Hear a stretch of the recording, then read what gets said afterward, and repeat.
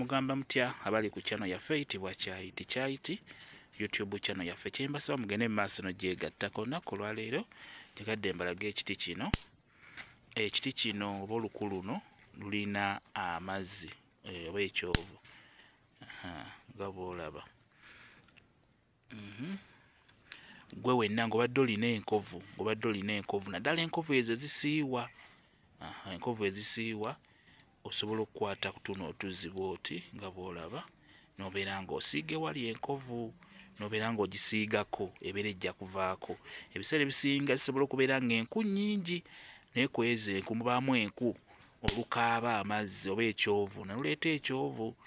Kati ebiseera ebisinga ekyovu ekyo oba otuzzi otwo tuba tuva mu luku olwo nga lukaaba, otuzzi tuba tulungi nnyo. Kuggwe alina enkovu naye okusinga enkovu ezo zibeera zisiiwa zitera okubeera ziba zijja kuvaako bulungi nnyo.